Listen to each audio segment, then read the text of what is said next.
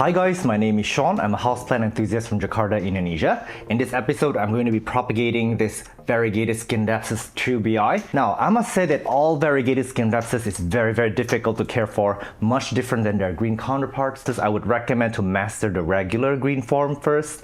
And this one in my hand is particularly stressed out ever since the beginning of its life, when it only had like 2 to 3 leaves. And I lived in this contraption in my old home, and it thrived well in a high humidity setting, but whenever I opened the box, the leaves would curl up and they would just not do so well. So this is a very high humidity loving plant. And because these guys are still new to the trade, it's possible that they are not adapted to our regular humidity. And in today's episode, we're going to be propagating this into a few plants. Hopefully we'll succeed, but we will also be acclimatizing the new plants to regular humidity, which is about 60 to 80% at any given time. Keep in mind, I do live in tropical Southeast Asia, so the humidity here is not so bad. Now, many plants that were taken from the jungle, not to say that this was, they are not adaptable to our regular indoor houseplant city life. So this is how we can actually try to acclimatize them by propagating them. Not all of them will make it, but we will try, because it's the only way for these plants to live a meaningful life and to be shared with other plant lovers around the world. I do have a few variegated Scindapsus varieties around the house, and trust me, they're all pretty difficult, and this is actually one of the harder one and one of the more questionable one, because it gave me so many curling leaves. But as you can see, this grew out of the contraption. The newest growth point has kind of dried off, although I've never let this plant dry out ever.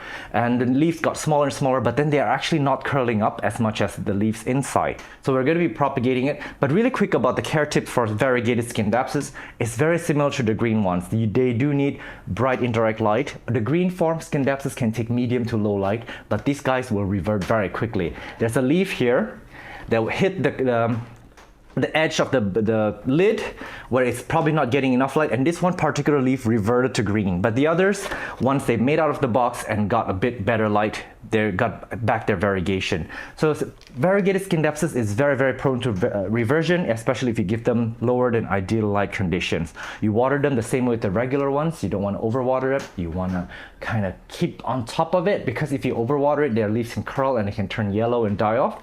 And if you see their roots, they're actually very thick, fat roots here that actually store a bit of water. So if you keep watering it, if you keep letting it sit in water, it will rot for you. It will rot very quickly. And underwatered Scindapsus will also give you curling leaves, but then you will also know, because the media would feel very dry. And they're not pest prone plants, but you should treat them with pest control, especially for these variegated ones, because they stress out rather easily. I fertilize them with a balanced fertilizer for NPK ratio. I don't want to give them a high nitrogen fertilizer, because that might encourage more chlorophyll, which encourages more green growth. And we don't want that. We want our plants to be variegated. And these guys are not prone to bacterial fungal infections, unlike other variegated plants. I've had an easy time, other than the fact that it's living in this ugly little contraption here for the last year or so, but it's grown a lot of beautiful aerial roots, which we're going to take advantage of in this propagation project. And I'm going to take it off gently, and some of the roots are quite attached to this contraption, and it's really ugly. I've been looking at it for about a year now. I really want to give it a different kind of arrangement. So there we go. Now that it's freed from this salad container. And as you can see, there are a lot of roots here that are already happening. Probably gonna cut. Oh no, my scissors broke. Okay, let's see if I can fix this live in front of you guys. Let's see. I guess that kind of works.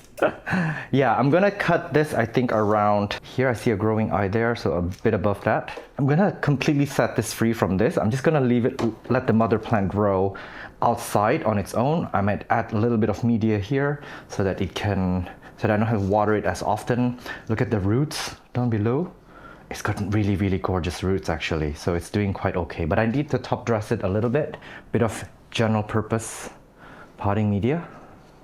Got a video on this. I'm going to link that up above if you want to watch how I make it. All right, so I've prepared some vessel here for water propagation. We're going to be propagating the top cutting of these like this. Snip, snip. And it's been a hot topic recently that people start to callus their cuttings before they put it in water or any kind of propagation vessel.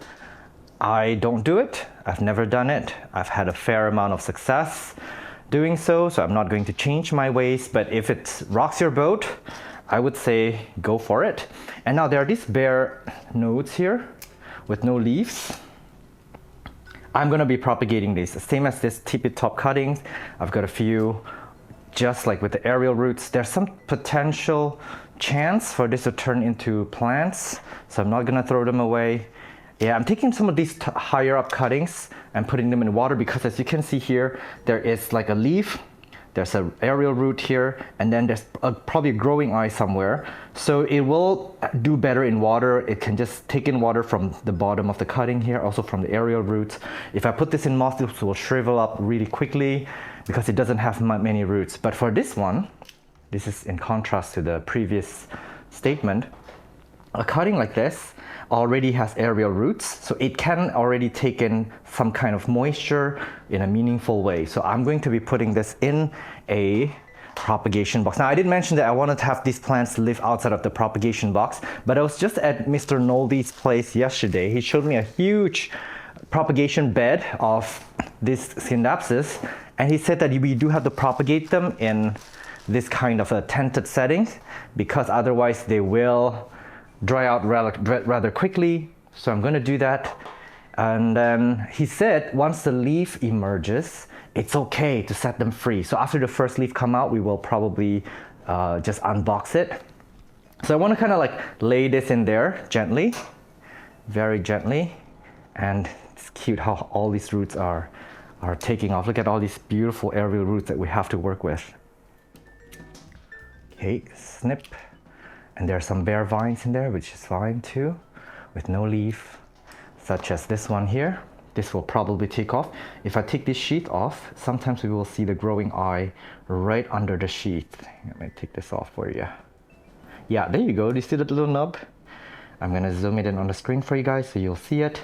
But that little nub is where the new plant will come out from.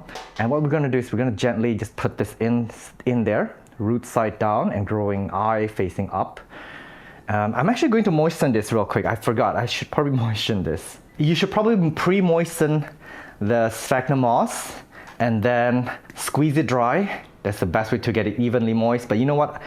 I'm confident if I just water it like that and I close the lid later, the moisture and the humidity will just distribute evenly. You don't want to overwater this. This can actually rot quite easily. So I think that amount of water was already pretty good. You could always keep an eye out for it and top it up later if you need to. But yeah, there's no real need to add too much water at this point. You can always add, but you cannot subtract water from this later on, if you know what I mean. And there's no real need to fertilize or add nutrients at this point. I'm gonna pick this leaf again, same old method, and I'm just going to find a nice place and lay it comfortably in there. Now you want the leaves to be facing up because the leaf is still actively photosynthesizing and the lid is actually see-through, so you'll be able to give it a bit of light because they do require it. Don't put your cuttings in a completely dark place. And you know what? I should actually probably have started with like the lower cutting because it's got like the most roots. And the more roots it has, the harder it would be to tuck this into the sphagnum moss. Yeah, look at that. So I might have to rearrange it in a bit. But I'm gonna do that off screen for you guys and I'll show you what it looks like after. But look at the beautiful variegation on this. All right, so I am done. We've got this parent plant here to keep an eye out for.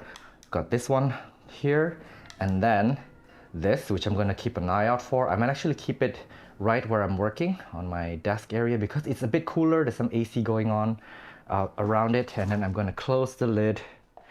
There you go. Look at that. Hopefully this will take off. Welcome to a 6 weeks update. Sorry, it's looking a bit messy here because my sister's staying over, so a lot of the peperomias are being moved to this plant room. But let's have a close look at this. All right, so these are the ones grown in. Look at this one giant root. This is insane, and it's put out a new vine. Looks like a survivor. So I'm gonna be planting this in moss, most likely. And that should take off quite well. All right, sorry guys. Yeah, for Scindapsus, that's variegated, they don't propagate as well, and do give them a proper water vessel when you propagate them, because it really does matter. This one I think was the one that jumped off, and we didn't see it until a few days later. So, and then way over there by the window, we rarely open this, but this is the one that I'm betting my horse money on.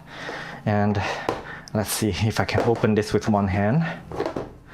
I water this like very lightly. Ooh, it's actually very wet. Very lightly, maybe a week or every week or so, because I did notice that they do drink up a bit of that water. So let's quickly examine it.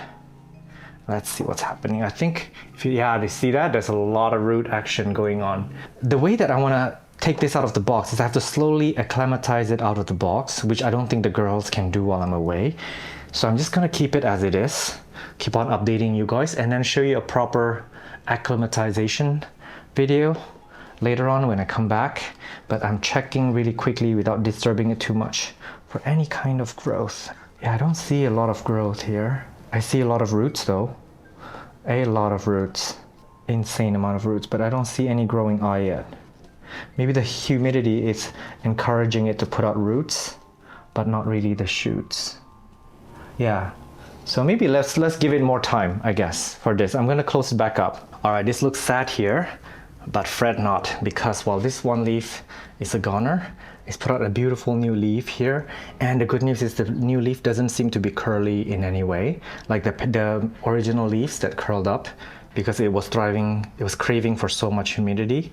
So yeah, this is an interesting look, and I might actually want to bury that root, but later on, I guess, when I come back from my holiday. But this one is looking quite good.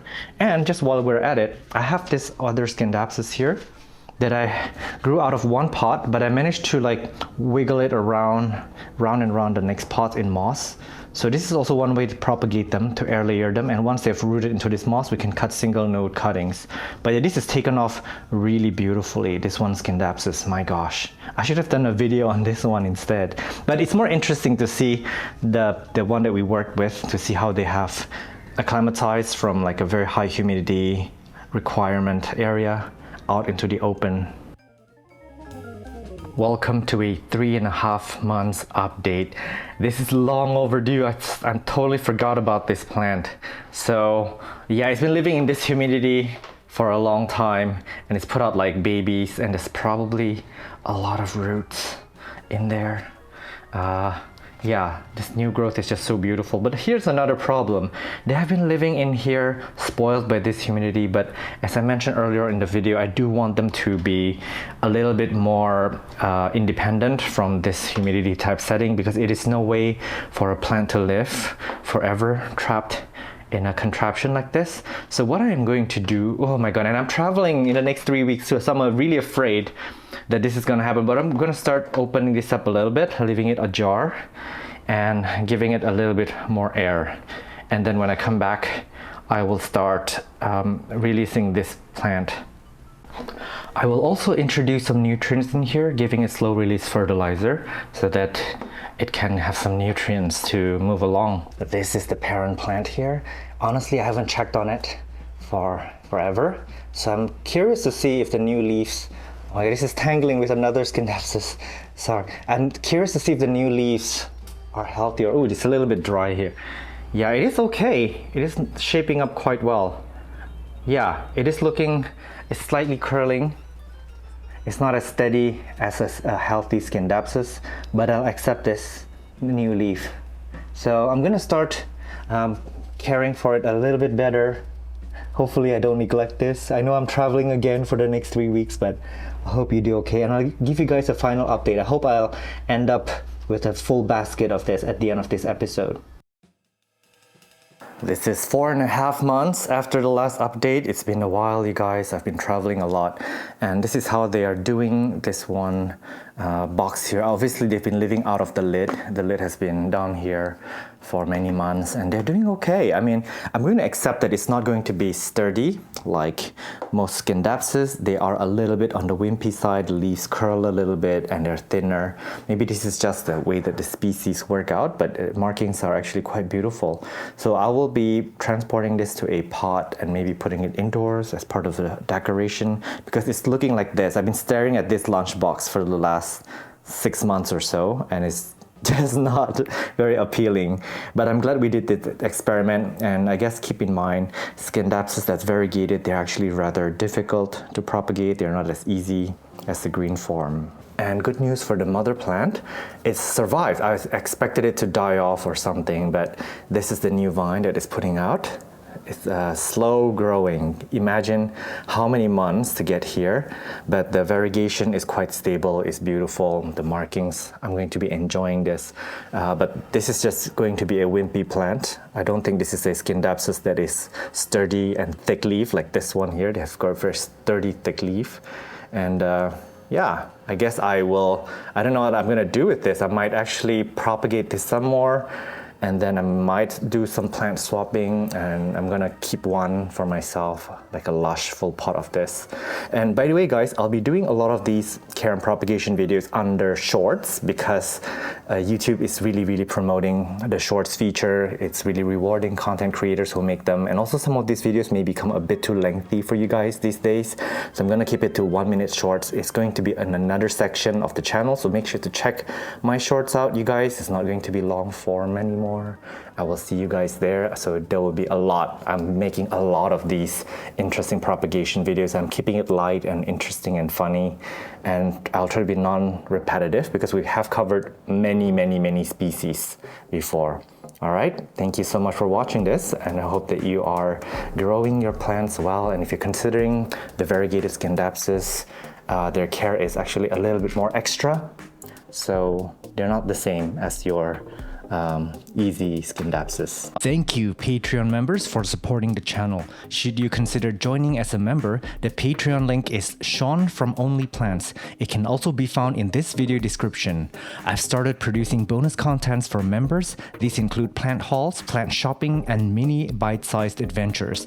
The same bonus contents will also be unlocked for you if you join to become a YouTube member of the channel. There is a monthly membership fee as small as a cup of coffee a month. Simply go to Only Plants channel page and click join. Your contributions help me grow the channel, do better content, and have a better quality of life. For that, I thank you from the bottom of my heart.